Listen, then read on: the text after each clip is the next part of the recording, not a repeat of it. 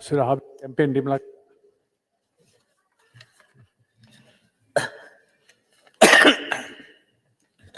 Terima kasih Tan Sri Yang Dipertua. Salam sejahtera dan salam keluarga Malaysia.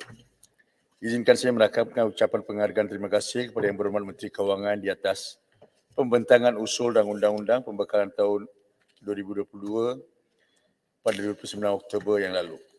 Saya juga mengucapkan terima kasih kepada seramai 22 orang ahli yang berhormat yang telah membangkitkan sebanyak 56 pertanyaan, isu dan cadangan berkaitan Kementerian Sumber Manusia sepanjang sesi perbahasan kali ini.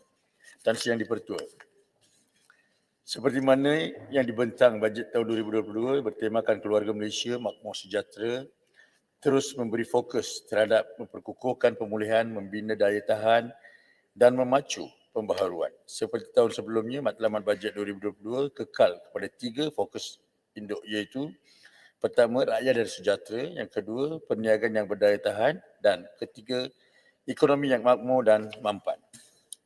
Ahli yang berhormat sedia maklum bahawa kerajaan menyediakan peruntukan sejumlah 332.1 bilion ringgit bagi tahun hadapan. Daripada jumlah tersebut, anggaran perbelanjaan Kementerian Sumber Manusia berjumlah 1.292 bilion ringgit berangkumi 65% peruntukan belanja mengurus, iaitu sebanyak 835.7 juta ringgit dan 35% atau 456.7 juta ringgit untuk pembelanjaan pembangunan. Bajet 2022 yang diperuntukkan kepada Kementerian Sumber Manusia merangkumi program-program latihan kemahiran dan peningkatan kemahiran, insentif pengambilan pekerja dan perlindungan sosial. Tan Sri Yang Dipertua, agenda kerajaan dalam memartabatkan bidang pendidikan dan latihan teknikal dan vocational TVET supaya dapat melahirkan pasaran buruh negara yang berkemahiran tinggi tidak harus dipandang rendah. Peruntukan sebanyak 6.6 bilion ringgit dihaskan bagi agenda TVET negara sebagai pemacu perubahan bagi memenuhi permintaan pekerja oleh industri. Untuk tahun 2022, 100 juta ringgit diperuntukkan bagi program perkasa TVET di bawah Perbadanan Tabung Pembangunan Kemahiran ataupun PDPK untuk menjalankan latihan jangka pendek bagi 13,000 orang pelatih.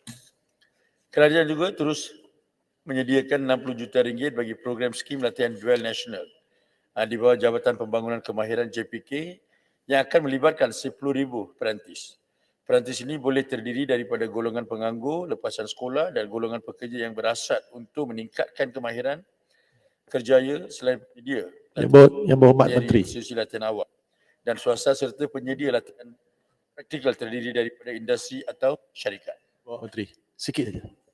Yang diperhatikan saya teruskan. Ya. Sekiranya ada masa saya benar. Saya serahkan Dalam kepada Yang konteks Berhormat. bencana dan mengekalkan pekerjaan, bajet 2022 mengambil langkah positif Yang Berhormat Menteri, sebanyak 4.8 bilion ringgit dalam inisiatif Pembinaan Kerjaya Malaysia bagi tujuan menyediakan 60,000 peluang pekerjaan. Kerajaan mensasarkan seramai 220,000 pelatih untuk menjalani program latihan dan peningkatan kemahiran dengan peruntukan berjumlah 1.1 bilion ringgit merentasi semua kementerian dan agensi yang terlibat. Inisiatif jaminan Yang Berhormat Menteri, insentif bawah sistem usul pekerjaan kementerian ini melalui perkesut diberi peruntukan berjumlah 2 bilion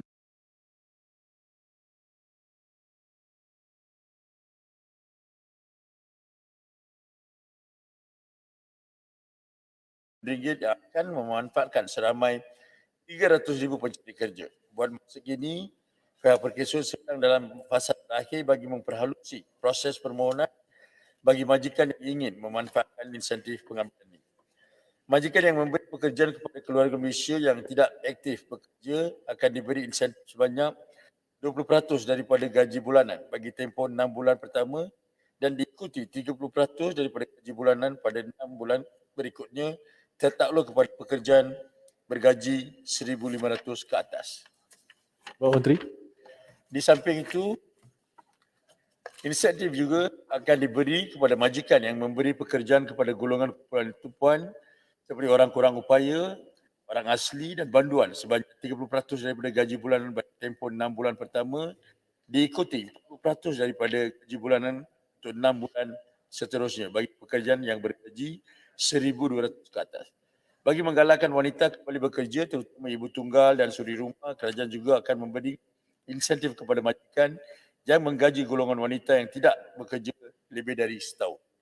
Sebagai kesinambungan kejayaan program perentisan, JKIP meneruskan program ini dengan penjaraman semula sebagai SIP perentisan di mana pemberian insentif 900 bulan selama tempoh 6 bulan kepada majikan yang menggajikan golongan peranti selepasan sekolah dan graduat berumur 18 hingga 30 tahun. Bapak Menteri. JKIP turut menyediakan insentif RM900 sebulan selama 6 bulan kepada individu yang terbabit dalam sektor informal atau pekerja ekonomi gig, dan program ini akan dijenama semula sebagai SIP gig bagi menggantikan program Kerjaya Gig. Bagi membantu untuk mengalahkan individu yang menganggur mencari pekerjaan, kerajaan akan meneruskan pemberian bantuan allowance pencari kerjaan ataupun EMP di bawah SIP kepada pencarum dan bukan pencarum pekesut. Tan Sri Terima Dipertua. kasih Yang Dipertua. Nak tanya satu soalan saja. Tan Sri, izinkan saya habiskan, saya akan bagi peluang Ya, kepada Menteri kata ada habis itu. bantuan ini merupakan penambahbaikan kepada program SIP Prihatin 1.0, SIP Prihatin 2.0 serta dijangka memanfaatkan seramai 265,000 individu yang aktif mencari pekerjaan. Langkah penambahbaikan insentif EMP ini juga dapat memberi impak yang positif dan membantu mengurangkan kadar pengangguran negara bermula pada tahun 2022. Program ini akan dijenamakan semula dengan menggunakan nama SIP Allowance Mencari Pekerjaan atau SIP. Menteri, pencerahan SIP. SIP, kau ni, kapal, sini kapal. Biar saya habiskan dulu. Saya kejap masa. Langkah penambahbaik bagi majikan yang menggajikan pekerja mengikut kategori sasaran seperti mana yang telah dinyatakan, permohonan boleh dibuat secara atas talian melalui laman sesawang penjanakerjaya.perkeso.government.my. Adalah diharapkan usaha kerajaan dalam memulihkan ekonomi negara dan bajet 2022 akan dapat mengembalikan prestasi ekonomi negara seperti sebelum pandemik COVID-19. Sokongan pemain-pemain industri dalam mematuhi SOP dan menyediakan persekitaran kerja berlandasan norma baru amat dihargai. Dan Yang Dipertua, seterusnya izin saya menjawab pertanyaan-pertanyaan yang dikemukakan oleh Bapak Menteri, berhormat sebelum Yang Bapak ada Menteri dalam pergi, Dewan. sebelum Yang Bapak Menteri pergi ke subjek yang lain atas isu perniagaan berdaya tahan, soalan saya. Saya berterima kasih di atas penjelasan yang diberikan. Saya lihat Yang Bapak Menteri cukup tenang dan setiap kali memberi pembentangan yang begitu hebat. Dan saya ingin merakamkan ucapan terima kasih kepada Yang Bapak Menteri. Kali terakhir saya membuat permintaan untuk mengumumkan 2 hari bercuti. Yang Bapak Menteri telah mengangkat perkara ini kepada Kabinet dan 2 hari cuti telah pun diumumkan. Itu adalah perkara yang perlu dipuji dan saya memuji. Saya memuji ketenangan Yang Bapak Menteri berbanding dengan timbalan Yang Berhormat Menteri. Mungkin Yang Berhormat Menteri boleh memberi tunjuk ajar kepada timbalan Yang Berhormat Menteri bila berhadapan dengan rakyat biasa ataupun dengan wartawan. Cara berhemah untuk bercakap dengan seseorang itu adalah penting. I have to praise you, Yang Berhormat Menteri.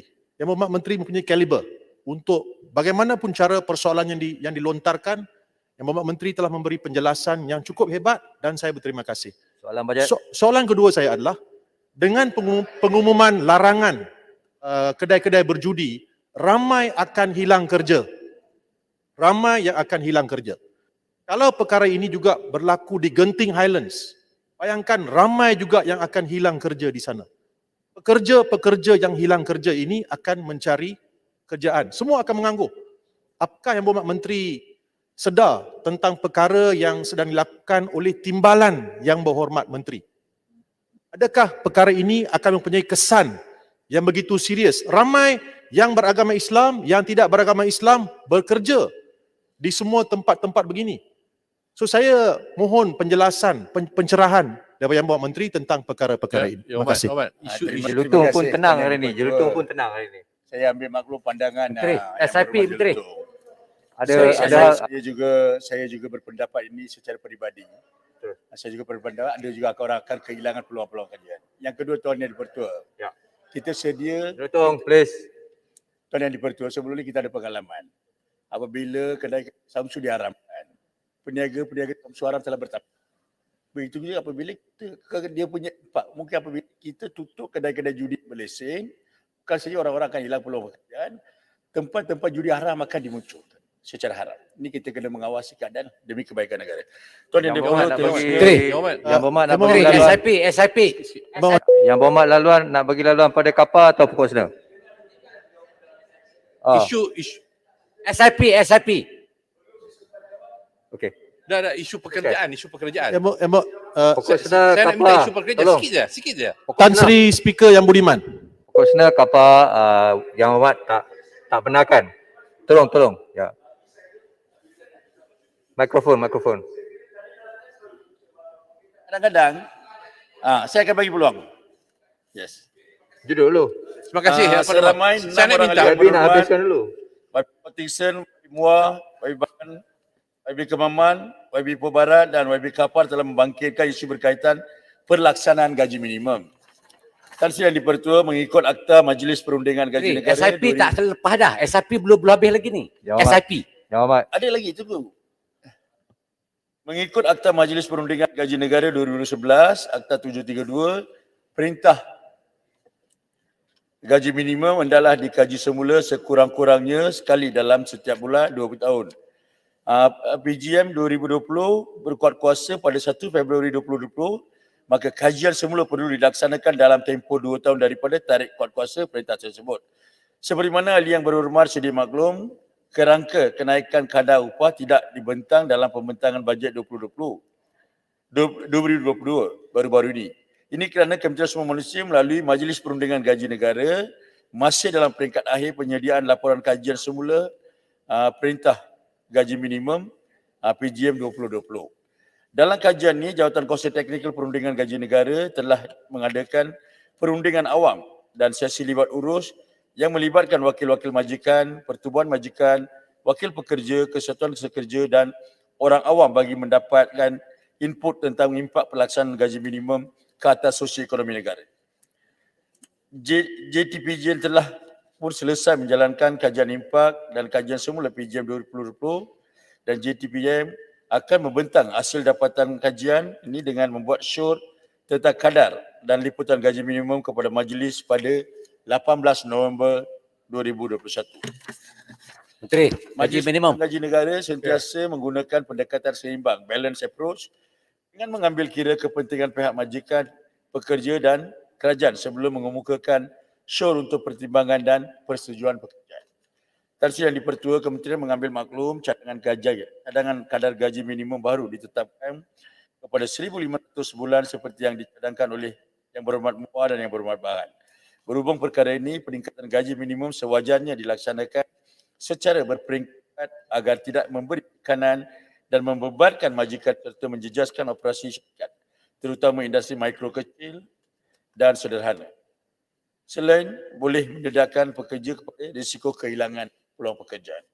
Dalam menetapkan formula gaji minimum, indikator sosioekonomi meliputi kriteria asas seperti pendapatan gaji kemiskinan dan gaji penengah serta kriteria pelarasan seperti pertumbuhan produktiviti buruh, kadar pengangguran dan pertumbuhan indeks harga pengguna atau consumer price index dengan izin turut diambil kira bagi memberi gambaran tentang situasi pasaran tenaga kerja semasa.